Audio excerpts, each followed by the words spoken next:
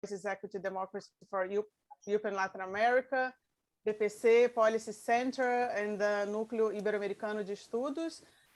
We are a group of scholars working on Latin American and European issues and cooperation between these two regions. And we facing the beginning of this war in Ukraine, we decided to hold this webinar about the impact of the war in Latin America. Of course, we are following the news. There's a lot of discussions going on about the war and the impact in the global order. Our focus here today is on Latin America, possible political, geopolitical, socioeconomic, humanitarian, economic impact. And we'll have 3 speakers.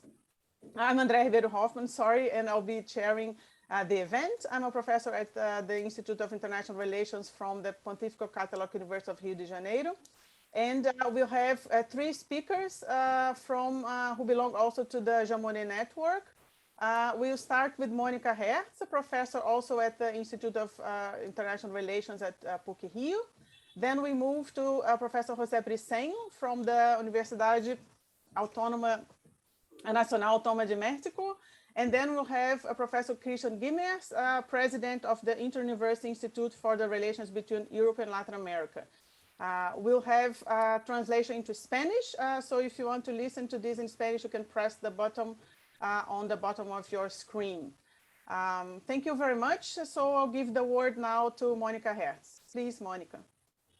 I'm not hearing properly, and I don't know if you will be hearing me properly. So I think the connection here at ED is not functioning properly. I'm sorry, I should have stayed at home, but I'll try anyway. I think and so stop me if you're not hearing me.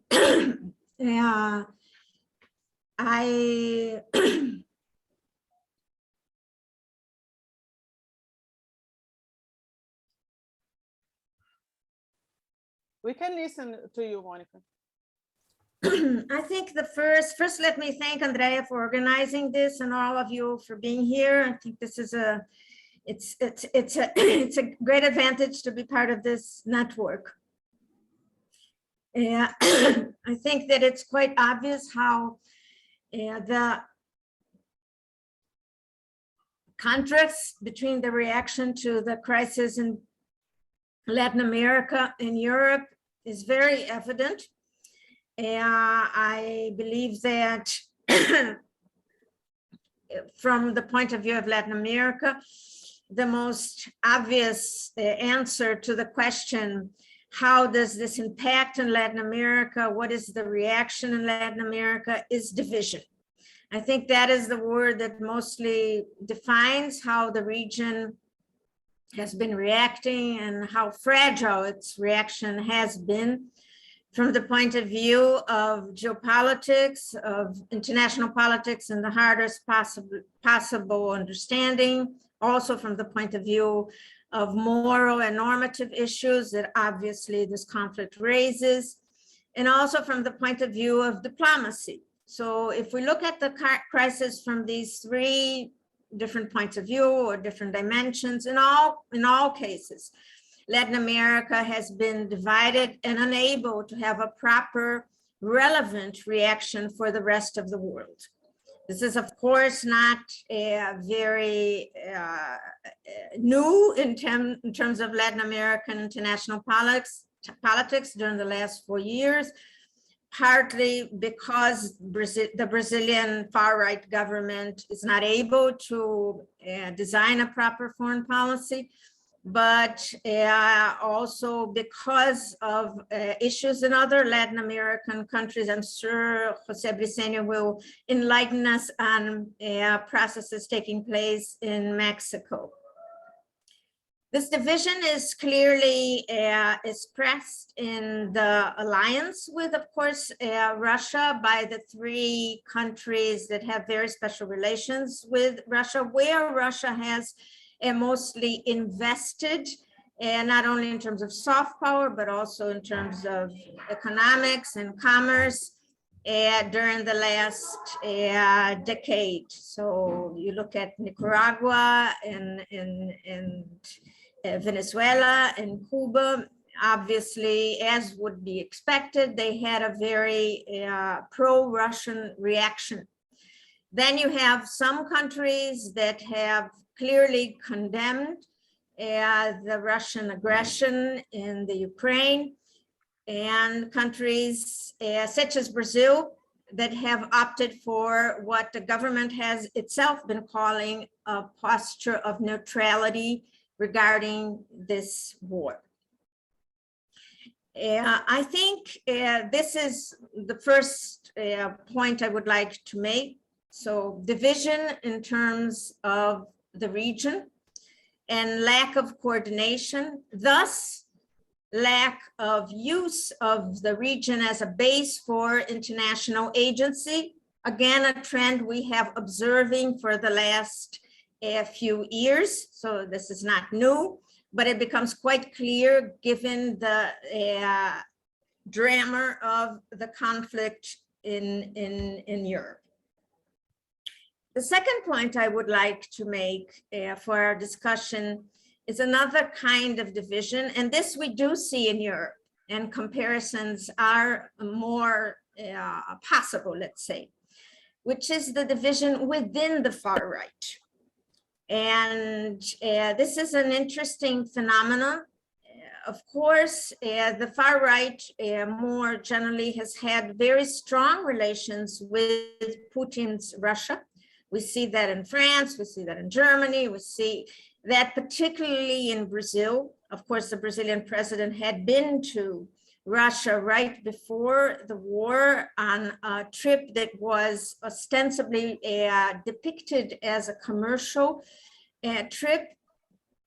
But of course, there are other possible interpretations. Some in the Brazilian media had effectively put forward the hypothesis. I understand that nothing has been proven, that this trip was part of an engagement for help during the elections in Brazil that are to come during the second semester. But what is interesting here, I think, is the difficulty of the extreme right in positioning itself. And Putin represents, particularly from the point of view of conservative values, a staunch example, a reference. Anything concerning human rights, LGBT rights, the role of civil society, elements important in our debates about democracy, but authoritarianism more generally understood in terms of the lack of respect for institutions, for the division between different institutions, the balance of power between different institutions. So he became very much a reference for the far right in many parts of the world, and most certainly in Brazil. A defender, his relations in particularly with the Orthodox Church were a reference for far right movements that are engaged in rebuilding a different kind of relationship between politics and religion, and are very much engaged in recuperating the so-called Christian tradition or Christian values. On the other hand, it becomes difficult to support the Russian endeavor, given the violence, given the fact that Ukraine is also considered a Christian country that has a very strong far-right movement as well, where in the case of Brazilians, some have actually gone to Ukraine either to train or to participate or to build networks. So it's not an easy option for the far right more generally. In the case of Brazil, there are pragmatic reasons why this definition of a position also becomes difficult, and this is not related to this division within the far right, but because of economic interests. Of course, the Brazilian economy, as you well know, is very much based on the agro industry area, and they are very much dependent on fertilizers. 85% of fertilizers are imported, which of course says something about the capacity of our economic elites to plan our economy. And of these 85%, a fifth come actually from Russia. So this puts Brazil in a rather difficult situation in terms of opposing Russian perspectives. What they chose to do, both the Itamaraty but also the executive, is to follow the American and the European lead in terms of, mostly in terms of voting at the UN, not totally, but mostly. But at the same time have been expressing their perspective that it is understanding that Russia feels encircled, feels threatened, and this war could be understood as a reaction to the perception of these threats.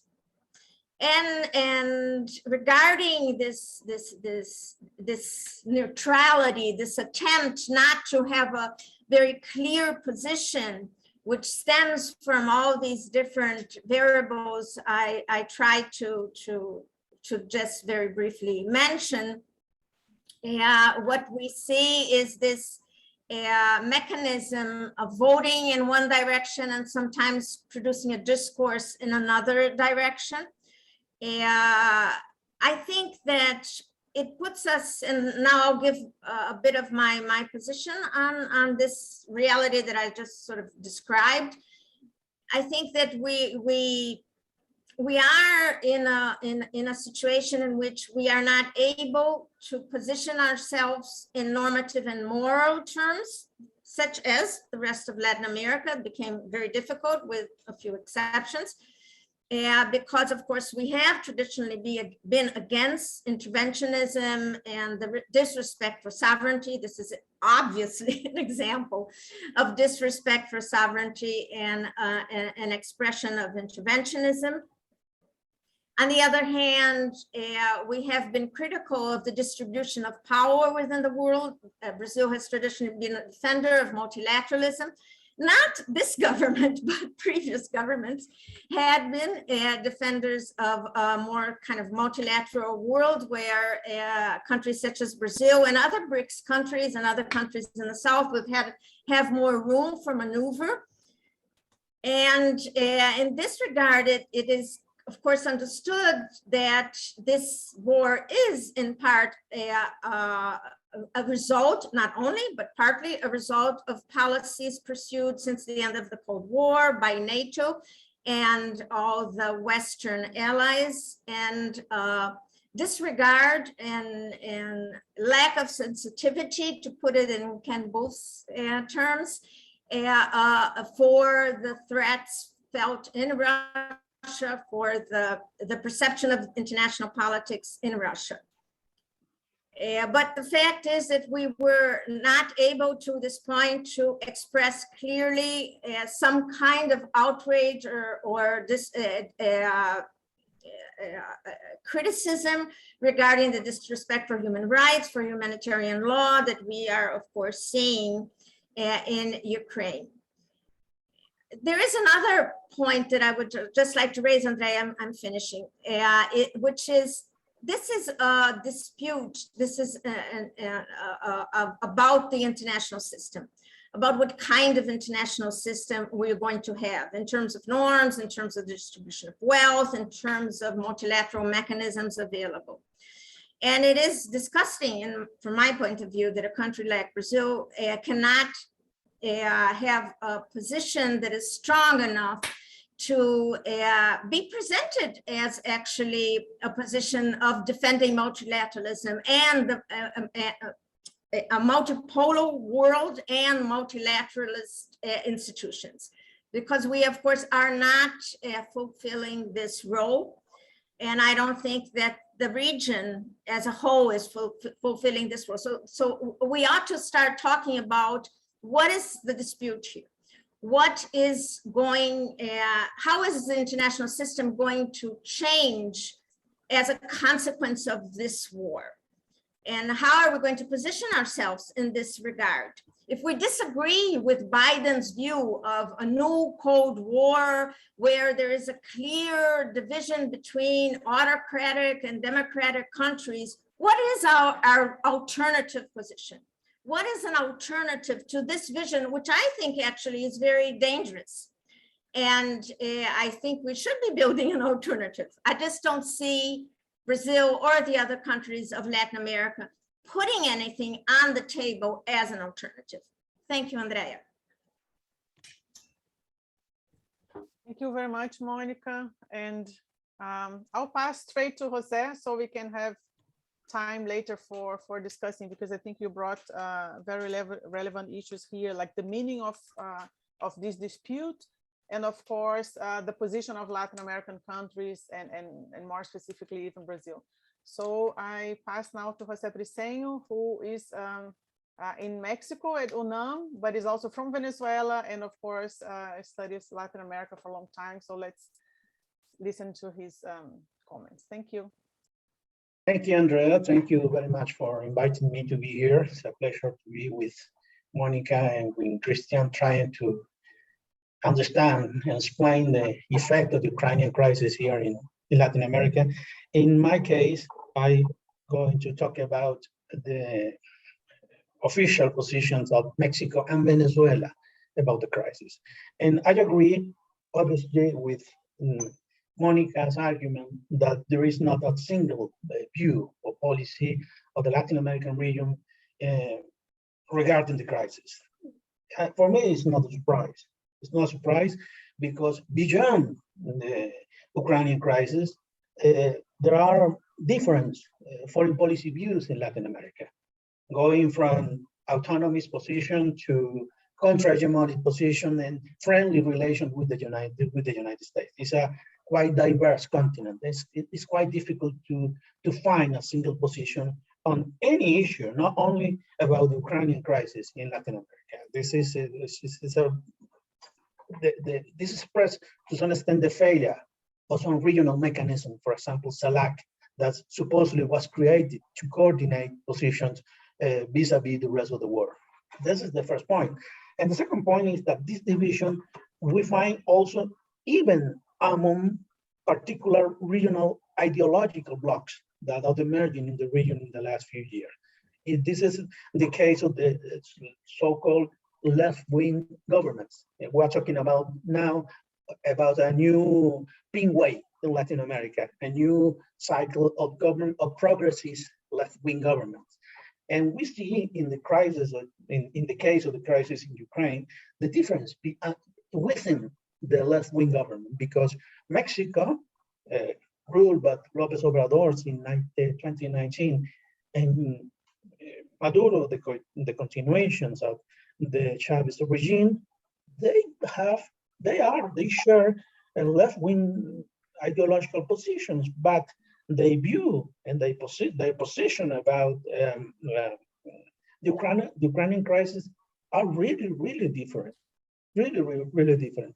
And some factors as the relations with the United States or the neighborhood with the United States may explain these different positions. In the case of Mexico, for example, in the case of Mexico, we can observe a legalistic view. This is a characteristic of the López Obrador foreign policy. Foreign policy that, according to the president government, must follow the traditional principles of the Mexican tradition of foreign policy that is expressed in Article 89 of the Mexican Constitution, and that promotes some principles of non-intervention, self-determination of people, non-intervention in domestic affairs, self-determination of people, and peaceful settlements of disputes. Additionally, the Mexican support United Nations principles at the prescription of the use of force to resolve the difference among the people, and the respect for territorial integrity. And all of these principles have been used by the Mexican government to justify his position regarding the Ukrainian crisis. What is the position? In short, how in short explain the Mexican view or approach on this issue? The Mexican government condemned the invasion. The invasion is not accepted in the tradition of the Mexican foreign policy. There is an historical argument to support this rejection on any kind of intervention in internal affairs, internal affairs, and that is the history of this country, the history of Mexico. Mexico experienced traumatic relations with Western powers, in particular with the United States and with France in the 19th century. And in 1846, there was a war that for many Mexicans it was not a war, it was an invasion of the United States that have important territorial consequences for Mexico, because the country lost half of the territory that was ceded to the United States. And it's also a permanent element in the Mexican historical tradition, the invasion of France, the French invasion in 1860, when Maximiliano was declared emperor of Mexico. This idea that Mexico was a victim of the invasion is permanent in the foreign policy narrative of the Mexican government, be nationalist, be liberal, neoliberal, it doesn't matter.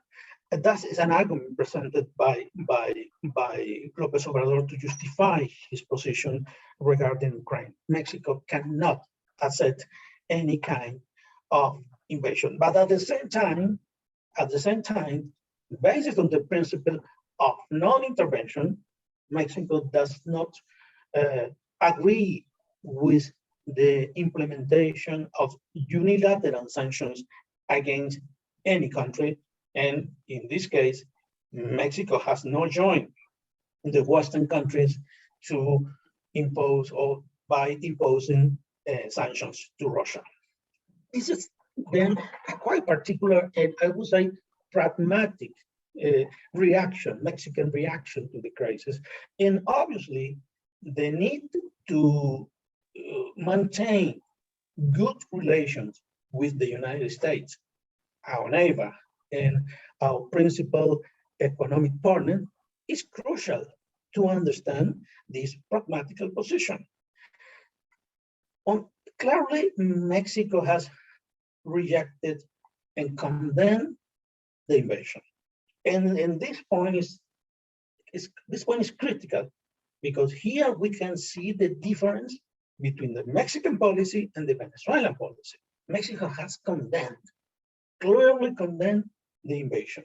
And Mexico has even played a proactive role in the United Nations, joining other nations in condemning the Russian invasion. Both in the Security Council, because Mexico is a non-permanent member of the Security Council at the moment, but also in the UN General Assembly, where Mexico have approved a resolution. It not only approved, Mexico and France proposed a resolution that blamed Russia for the humanitarian crisis in Ukraine, and both countries urged an immediate ceasefire and protection of the millions of civilians. For example, there is a clear position to condemn and reject the invasion, the Russian invasion of Ukraine. But, and as here, then one say, Mexico do not support, do not participate in the sanctions implemented against Russia. And once again, there is a Mexican principle of historical principle that have oriented his policy, his foreign policy. And that is now that Estrada Doctrine, a doctrine proposed in the 1930s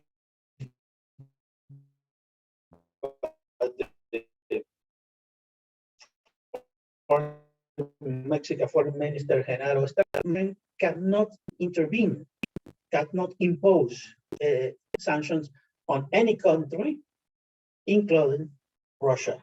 And the official position of Mexico is that Mexico will impose sanctions on Russia only if these sanctions are approved on multilateral institutions as the security, for example, the Security Council of the United Nations. So you see some kind of pragmatic position. And this pragmatic position has caused some kind of diplomatic incident, both with Ukraine and with the United States of America.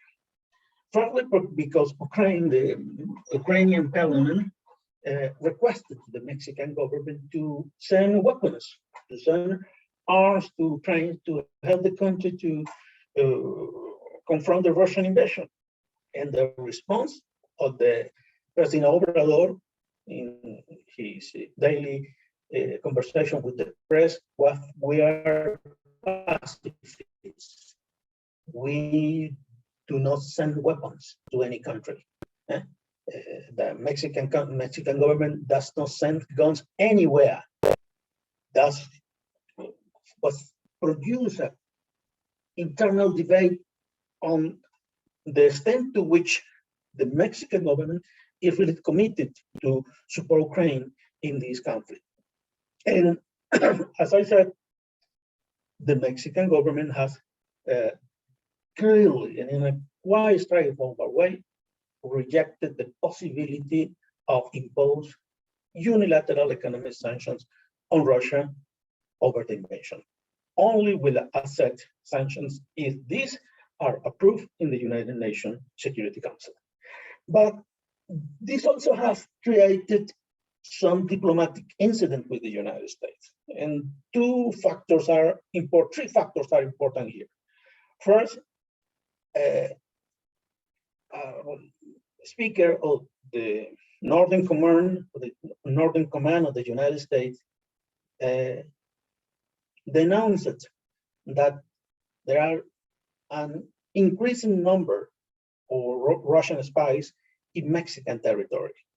That was a surprise for many people. And that was in a meeting in the US Congress, probably 10 days after the beginning of the invasion. Second, there are some concerns in some, I would say, right-wing parties here in Mexico about the recent closer relation between Mexico and Russia. Russia became an important ally of Mexico, for example, in the middle of the pandemic. The first vaccine used here in Mexico, I think like in many Latin American countries, was Sputnik, the Russian vaccine. And for many people, the Russian embassy here in Mexico is quite large, considering that the economic relations between both countries are not that important. And there was even another event that was more criticized for political leaders of the US Congress, that members of Morena is the political party, Movimiento de Renovación Nacional, the political party that supported Obrador, adopted a pro-Russian stance.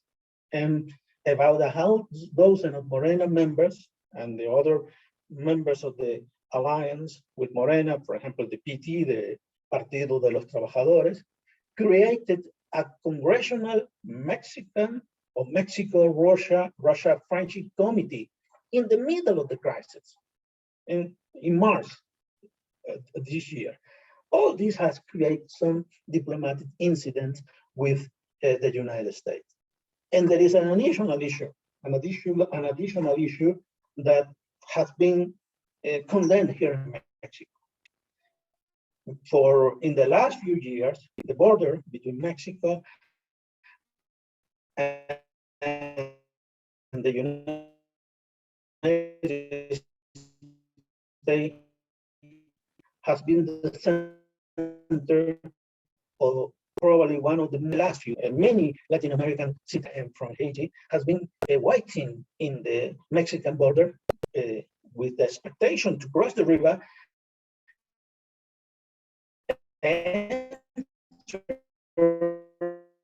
and claim or demand position of the US government. Both Trump and Biden have been trying to stop this migration movement. And even there was a disposition adopted during the COVID crisis to avoid this kind of migration movement toward the American territory.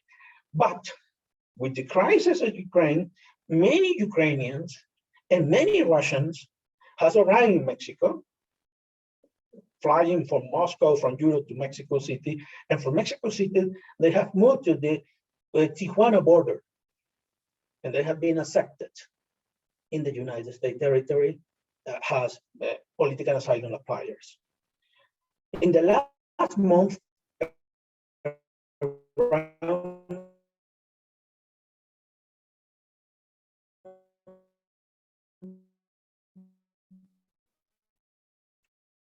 400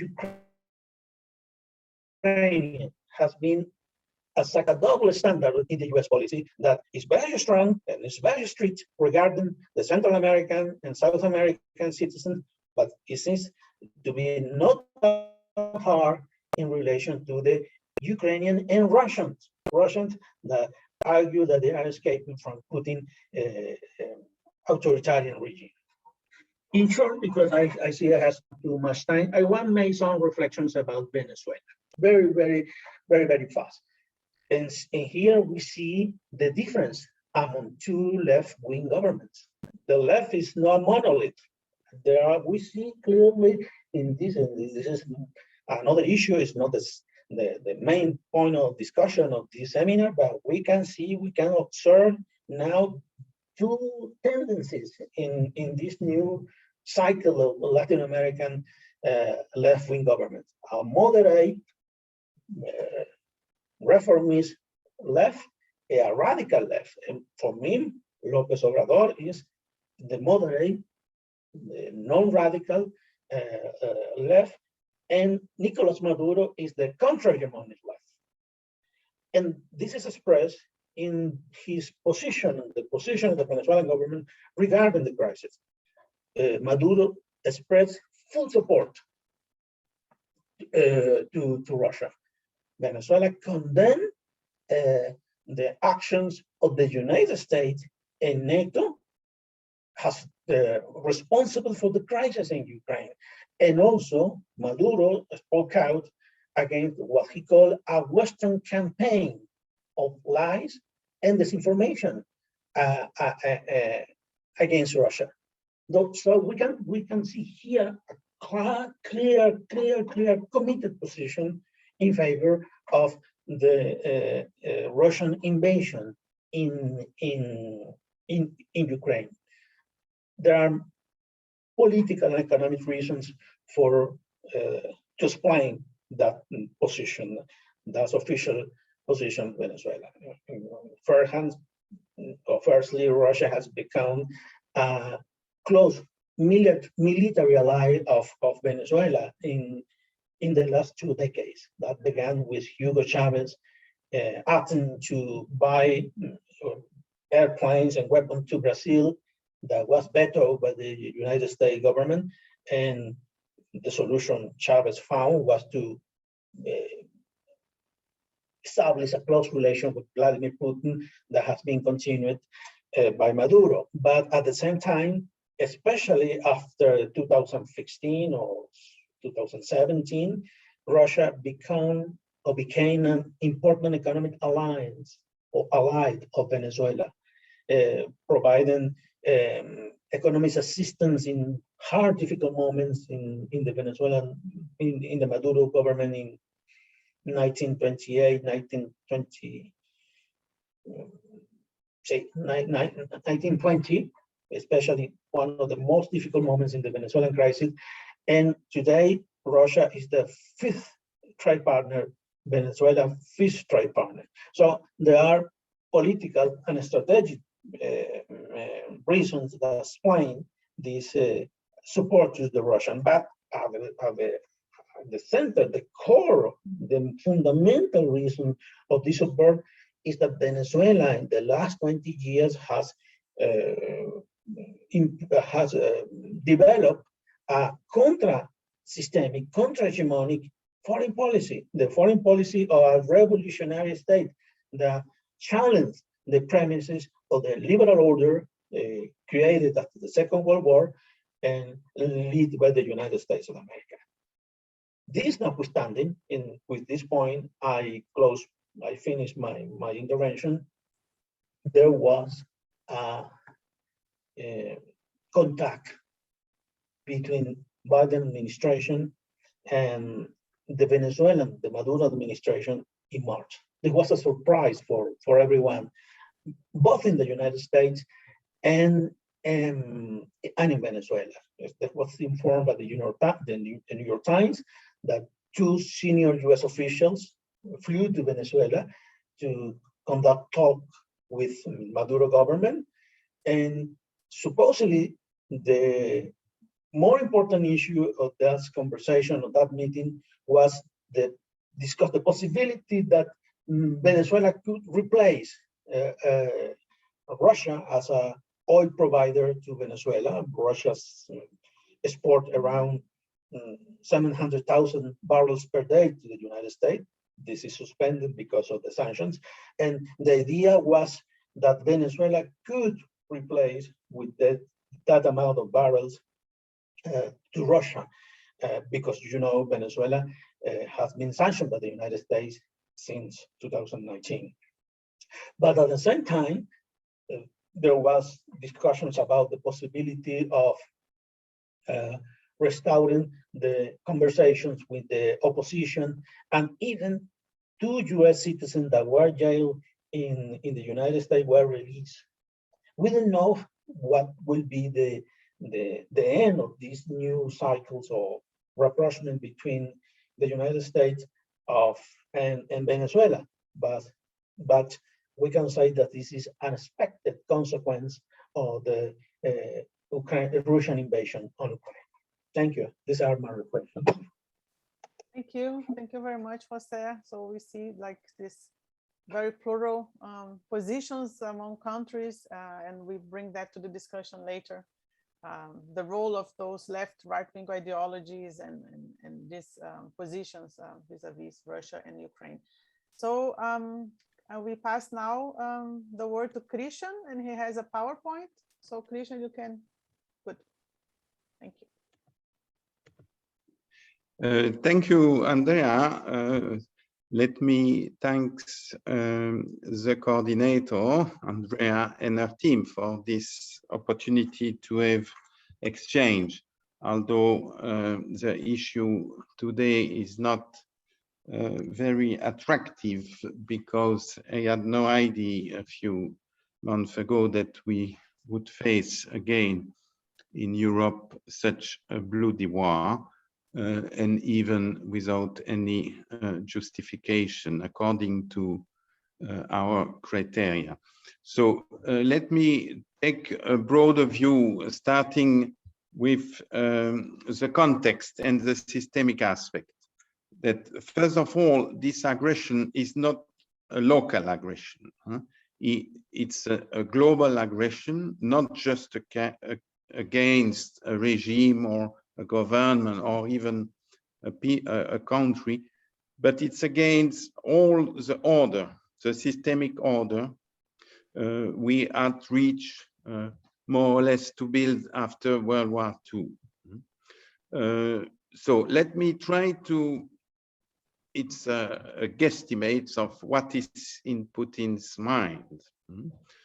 So I insist, these are my hypotheses. But first of all, we could start from the idea that it's the observation of a failure to make Russia big again, which is the official objective of the Putin regime. And facing this failure, he started, in my analysis, this has been built for more than 20 years, to build a strategic channel in energy, in commodities, in arm export, in cyber intelligence and cyber attacks, and using the nuclear threat, not just now, but also in 2009 and 2014. The military power is only a strategic aspect where Russia is still sufficiently big at the global level. Third point, he knows that the dictatorship regime he built present a lot of advantage in case of war. A democracy in a war against an autocracy is very, very weak because we have to take on board public opinion. We have to establish consensual view, very difficult in a democracy. Putin, on the other side, he could legitimize violence using wrong accusation like denazification in a country where extreme right party are less than 2%, so much less than in France today, much less than in Russia and or other European countries.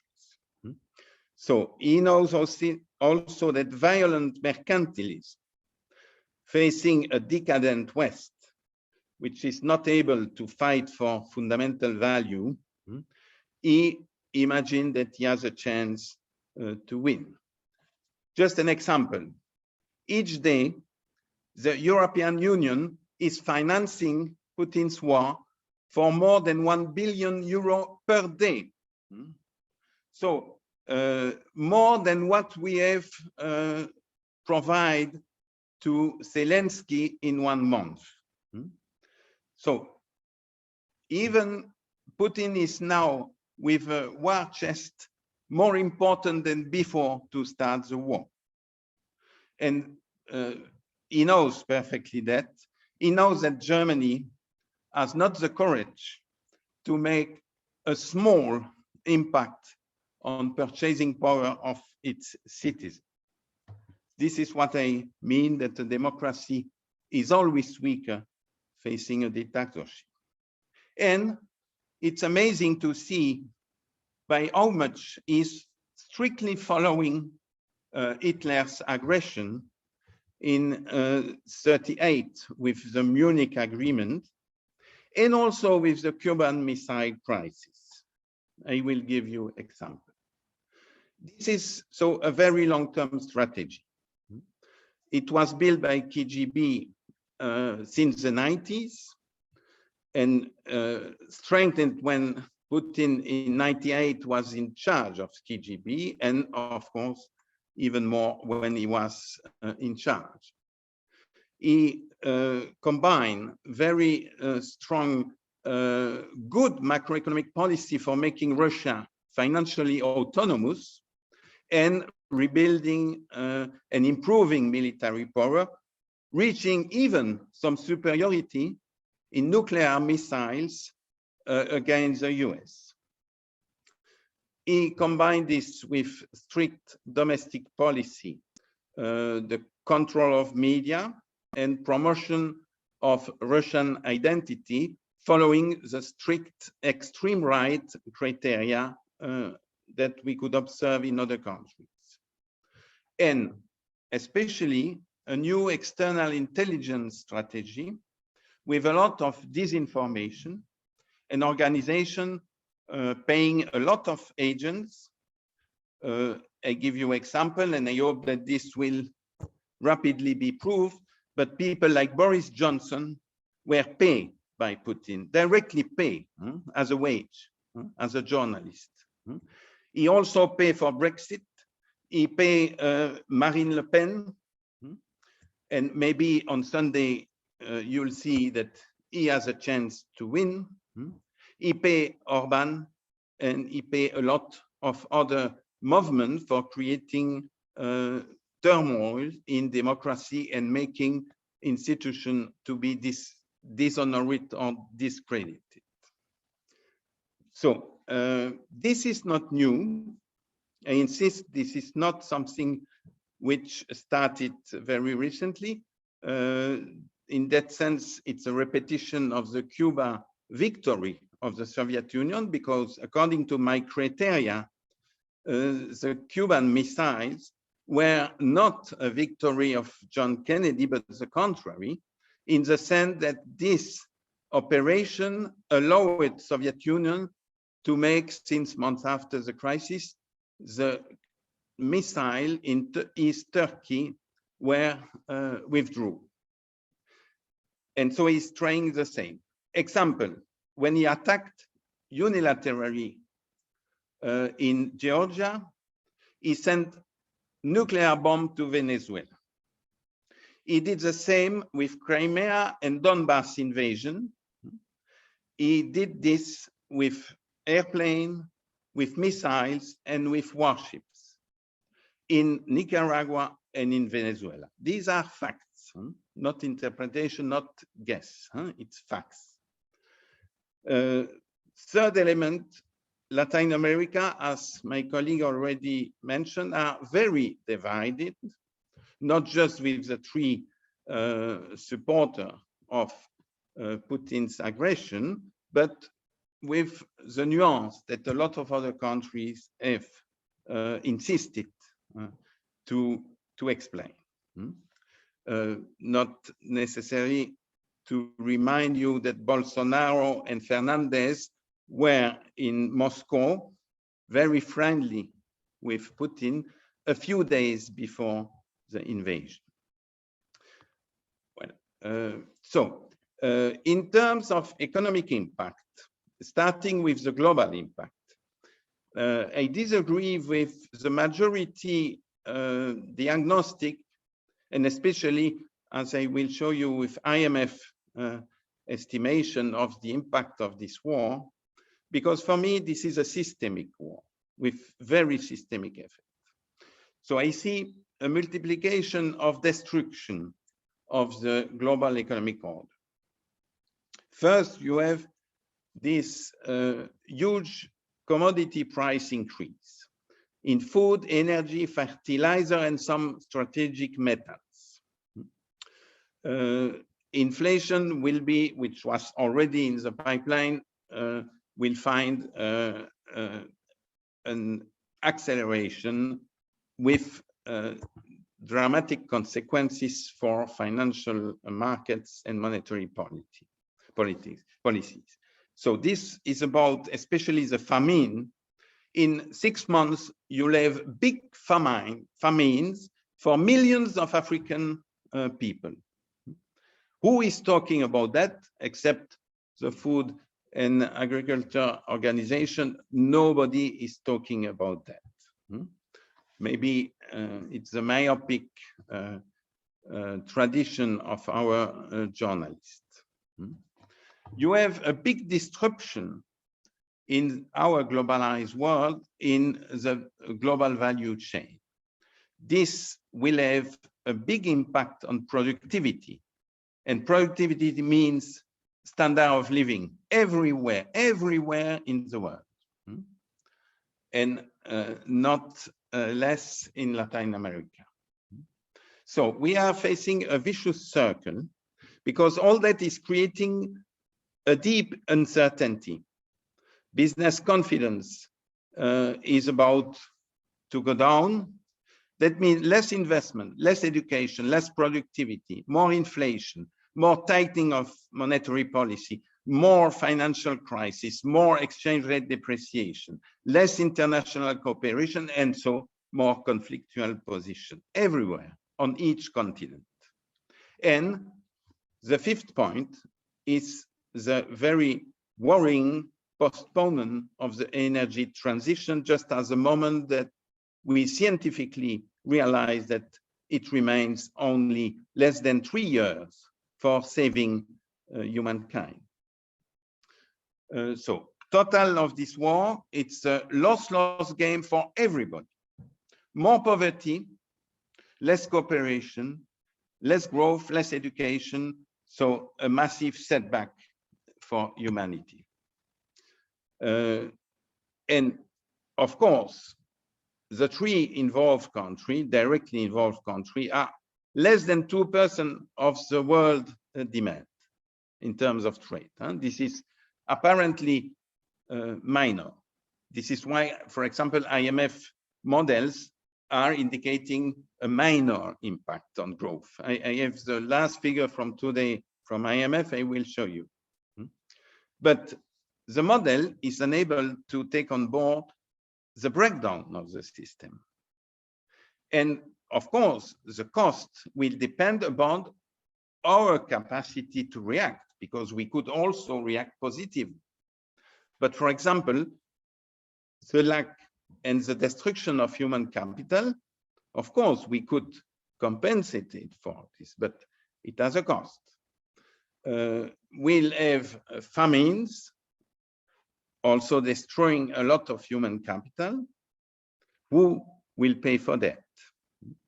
The fragmentation in geopolitical blocks and aggressive blocks is also a loss for humankind.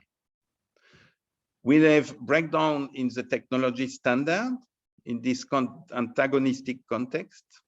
We'll probably have different scheme for payments at the moment that when we need to be able to make an efficient reform of the international monetary system. So a lot of destructive attitude. So efficiency will go down, poverty will go up with less decarbonation and so on. So here, as from today, IMF released the impact of war for the world. You could see that this is very, very minor. For example, 0.3 for Russia, or 0.2 for the EU. This is a joke. And you could see that, of course, some exporting country have some compensation because they are selling with better price and losing some other aspects. So it is difficult to evaluate at this moment. But look at the price increases. This is spectacular, and this is already from almost 1 month ago. It is even worse now. So on Latin America, what are the concrete economic damage or effect?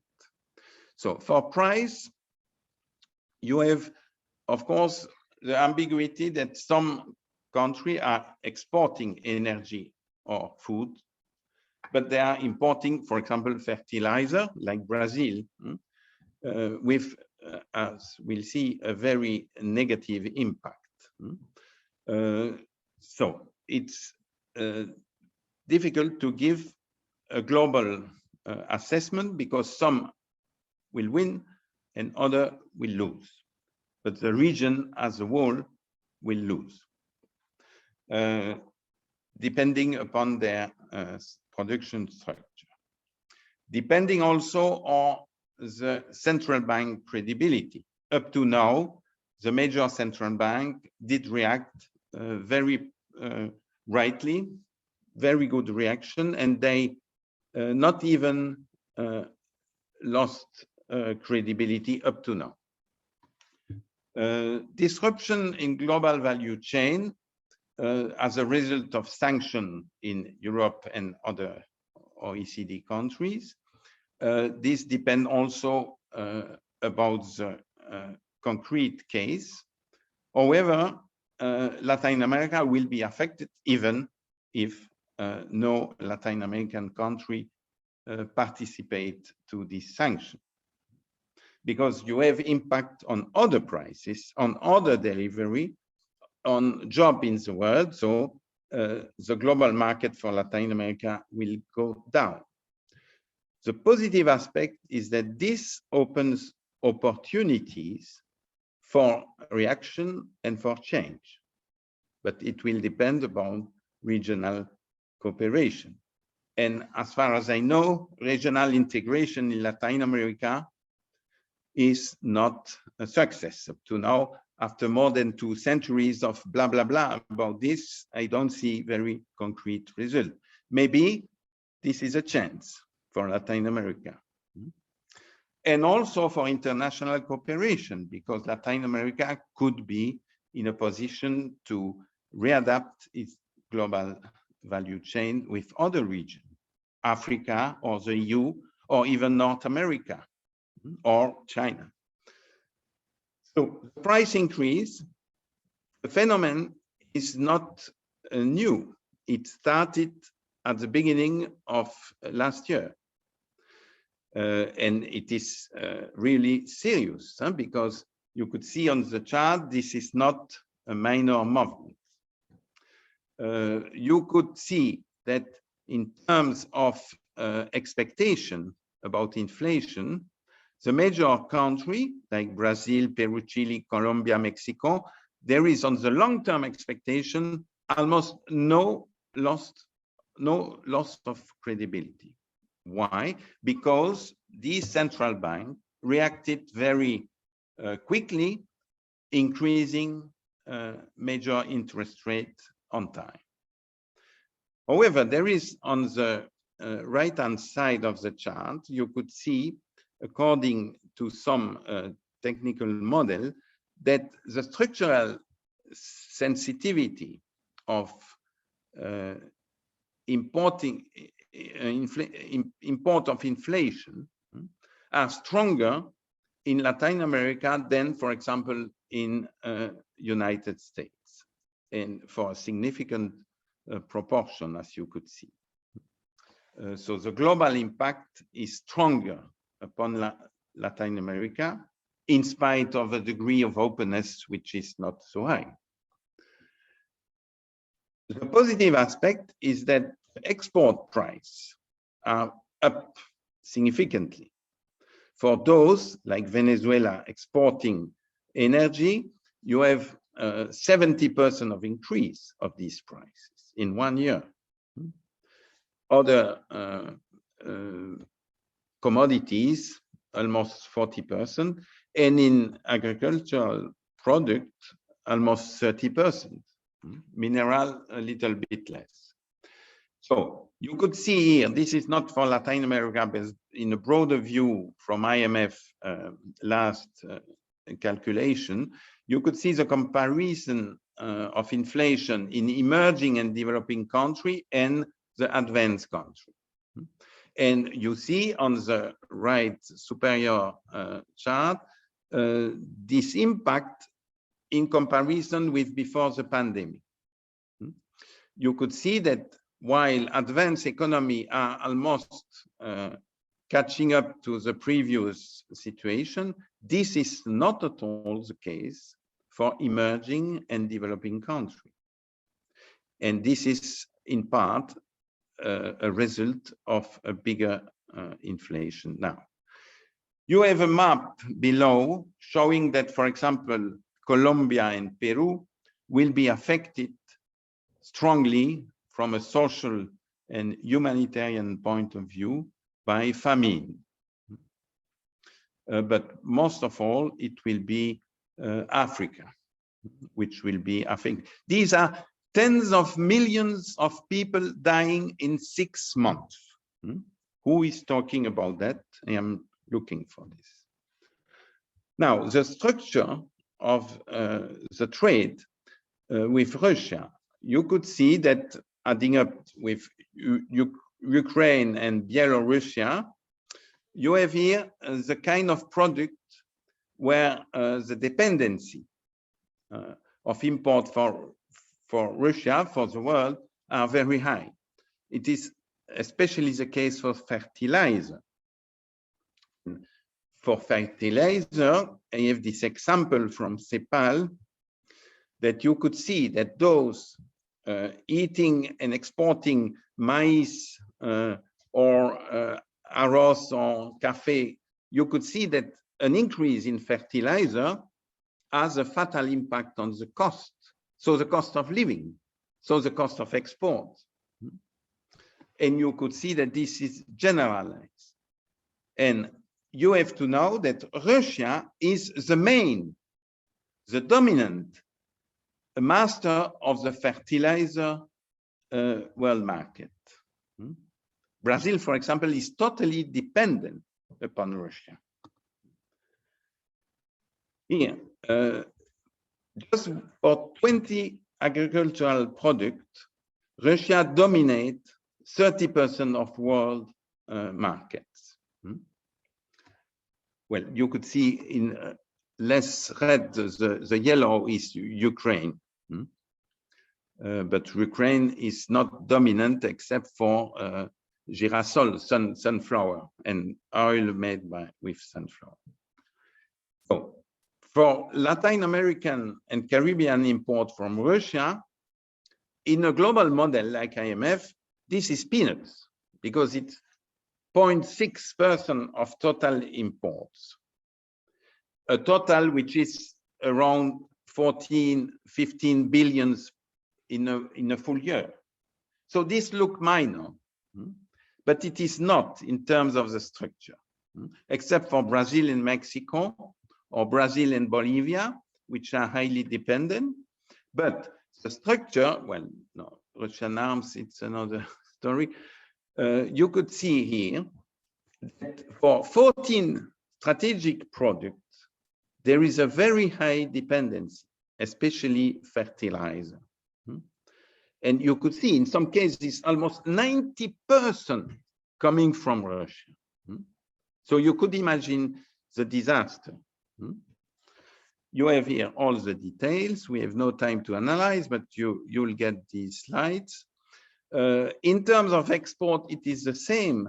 16 products are directly depending upon the Russian market. You have here all the detail.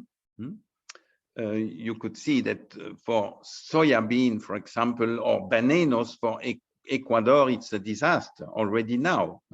They are losing something like 10,000 jobs already now. Who are the more exposed country according to their structure of export with Russia? For Ecuador, you could see it's not just banana, it's also flowers, it's coffee, fish, and you could see other articles. Colombia, it's almost the same. Paraguay, and even Chile. Chile is very dependent, 40% for salmon, for example. 22% for wine. So this is creating big structural damage. So my conclusion is that Latin America is paying for its lack of integration, of course, is depending upon extra-regional markets in an excessive share. Here, the integration in regional value chain is too weak. Too few projects concentrating this dependency. Too many strategic inputs, both on the import and export, and they are exposed to Putin's blackmail.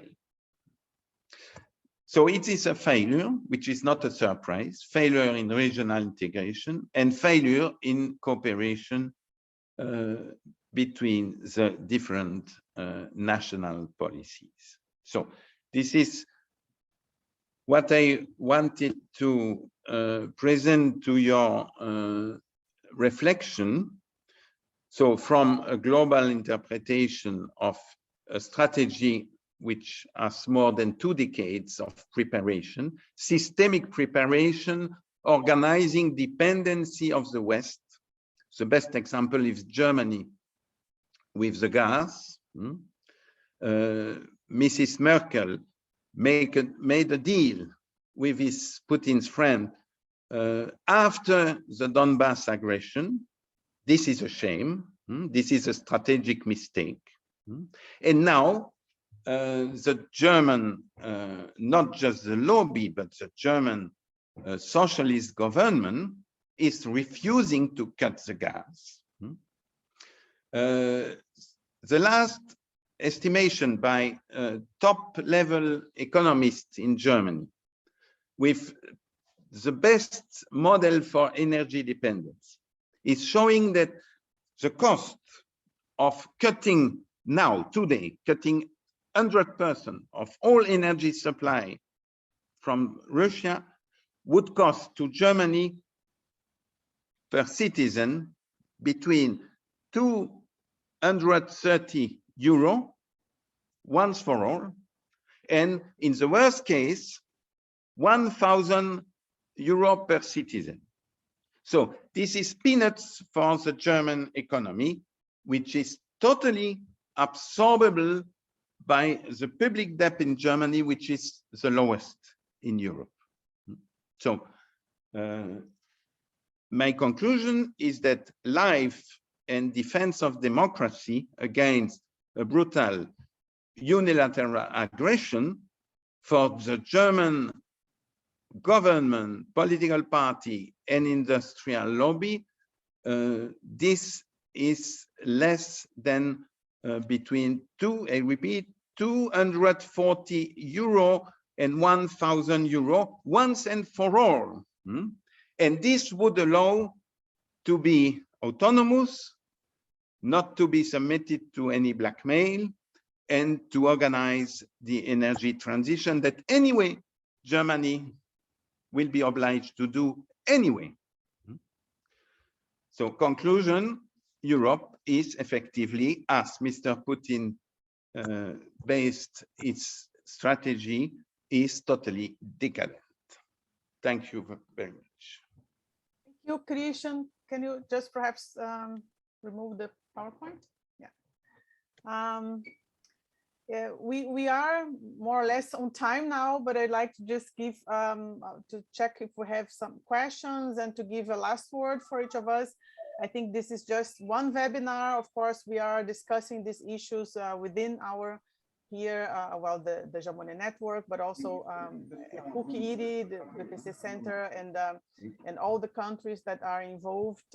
We are engaging with in a lot of discussions. So I won't say that we can really stay here now another hour to continue that would be necessarily, but at least I mean, I checked here, there's just one comment in the Q&A from Fabio Biolchini about the regional integration. Fabio, you are most welcome to come to our other debates about regional integration. I think we are all writing a lot about it and discussing a lot. José Briceño as well, and of course, maybe the expression of blah blah is not definitely also what Christian said, although I'll give him the word because he is also writing and discussing about Latin America integration for many years. And I think what maybe showed up here, but I think I would say in all the presentations, and if I may add my own evaluation, is that there's a certain frustration with the lack of cooperation among Latin American countries. Of course, a lot of lost opportunities within the regional structures that were created in last years, but were, as Fabio said, the last of them, UNASUR, also completely dismembered. But as it was mentioned, even CIALC, that organization that is there, I mean, it's less ambitious, but could have provided a platform for some engagement, some kind of a discussion at least, and that's not what we are saying. So I think, Fabio, it's more like a certain frustration of people who are engaged with studying and very often also promoting, I would say, this cooperation and regional integration. But again, as we planned a short webinar today, I'll just give a last word to Monica, then José, and then Christian, and invite you all to continue engaging with us in these discussions, because there's a lot, of course, to follow. I think this is a glimpse of some analysis of the reaction from Latin American countries, and also the impact, mostly of all what Christian brought, economic impact. And as we know in Latin America, I mean, obviously, I mean, the question of development brings a lot of this pragmatism that was mentioned by Monica and José as well in a lot of governments, and how to deal with the question, not only the humanitarian or the war elements, but also the economic dependencies, which is also a discussion in Latin American integration for always, the dependence that those countries have on commodities. And this war shows very well the limitation that brings even to other engagements beyond economics, this highly dependence of commodities and some external partners. So again, I just give Monica 1 minute, if you can, for us to close the session. We are already about 15 minutes late in our schedule. Thank you.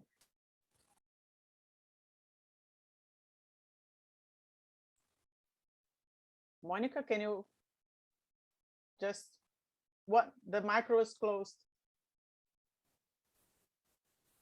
Andrea, I can say a few words, but it was very difficult to understand the presentations because it was all broken into little pieces. So, but I would like to just pick up on the discussion about global interdependence and how this war is systemic.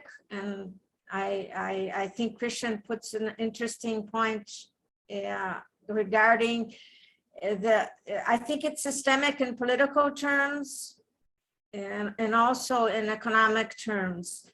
And of course, they're interrelated, and it just makes it very clear to us that the level of coordination has to be much greater than it is today if Latin America is to have some sort of agency in the redesigning of international institutions that for certain will be taking place in the next few years.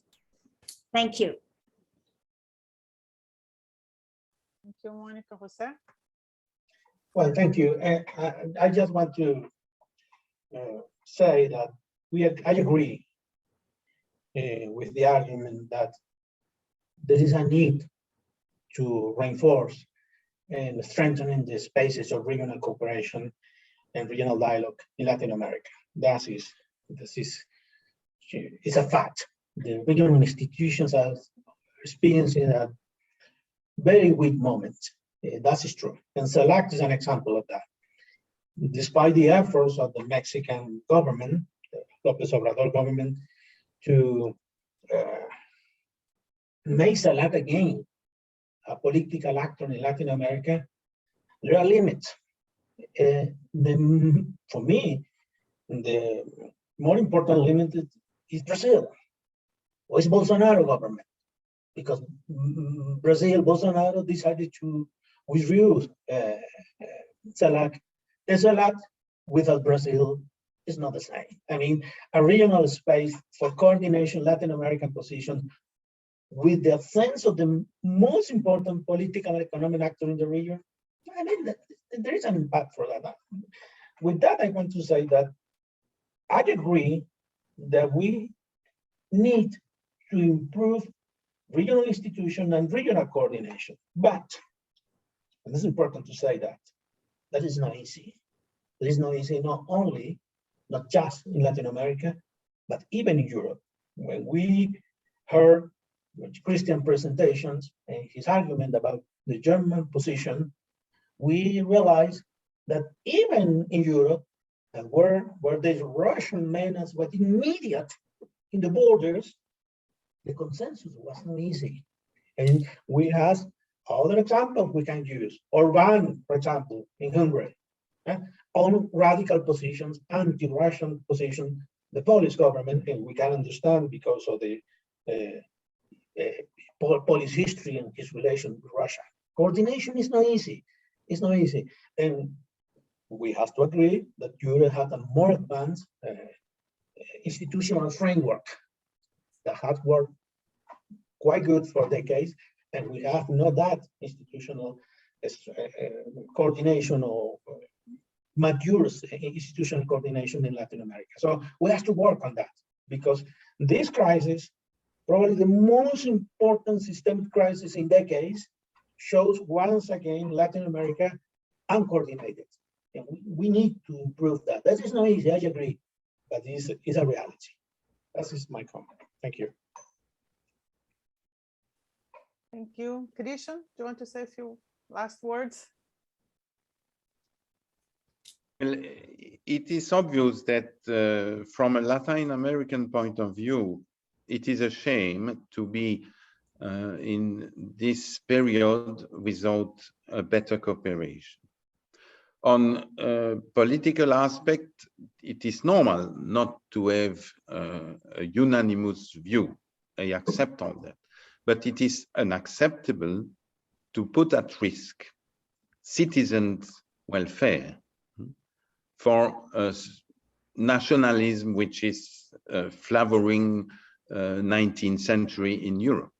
So this really a defect in Latin American attitude. Most of politicians are talking about integration, but it's not just a problem of institution. Integration is a concrete problem to show and to make efforts to show the concrete benefits, and in most of the cases they are immediate. Things, for example, to the logistic, which is hurting Latin American export.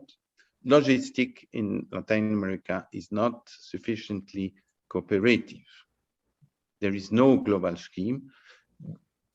I remember that 20 years ago in CEPAL, with other organisms, there were very nice initiatives for making a concerted view, a coordinated view of the needs for the 21st century.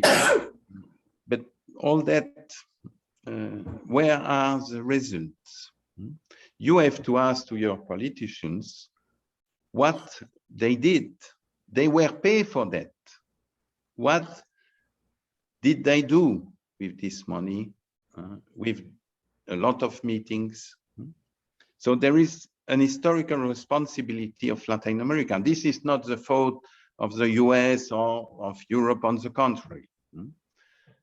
On the contrary, there is a genuine problem in a region which for more than 2 centuries has all the advantage to share very close culture, very close languages, very close religion, very close choice for society, much more than Europe.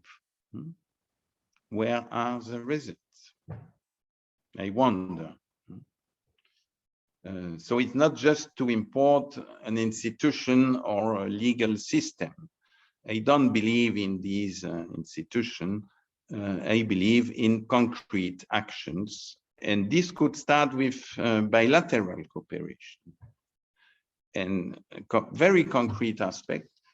There are some beginning of results in Pacific Alliance, for example, some attempt in Mercosur, but very insufficient, and too dependent upon the turnover of the different government. And most of all, there are the overwhelming ideological differences. Look, CIALC was the hope when we created CIALC at the beginning of the last decade with Mexico, Chile, and even Cuba and Venezuela. But then Maduro broke the whole construction for imposing its own ideological priorities. Something that even Chavez, it's a mistake, even Chavez didn't make on that time. I am talking about 2011. So you have to restart from scratch. Okay, that's all what I have to say. Okay, thank you, Christian. I mean, of course, as I mean, we mentioned, we've been studying regional integration, cooperation. I mean, so for those interested, I mean, there are also at the nucleus of Ibero-American studies at PUC-Rio. I mean, we've been promoting also courses and discussions. And in the case of Brazil, of course, we don't have time here now to continue, but in the case of Brazil, we know that it's a particularly low moment in history, maybe the first government who openly really is against Latin American integration at different levels over the last years, but definitely as a government, maybe the one certainly after the the constitution that even didn't look at Latin America as it's a neighborhood. So I think there is this low moment, but just to conclude the event, I mean, that we call this webinar to discuss the impact of Ukraine and the war in Ukraine. And as we can see, I mean, of course, for this lack of cooperation, integration, countries and societies have been having different responses, but as the impact, and we can continue to discuss that, the impact will be at the systemic level, but also the regional level. I hope that, I mean, we can take that as always. Crisis, of course, is horrible, especially like a crisis with humanitarian levels that we have now in Ukraine. As always, crises have also give also opportunities for that kind of engagement and cooperation. So in the case of Brazil, we do have elections this year. We hope that maybe in the new fresh government, these attempts can be put forward, and with other countries, of course, different rationales, but at least that's what we are engaged with at this numbers institutions engaged in this webinar. And I hope that we can continue debating that. And of course, we also hope that as the war is going on now, that at least for some conflict mediation and solution, I mean, beyond the impact of that in Latin America, that we hope that we can see some better outcomes in the coming days, because as the day is today, is not yet there.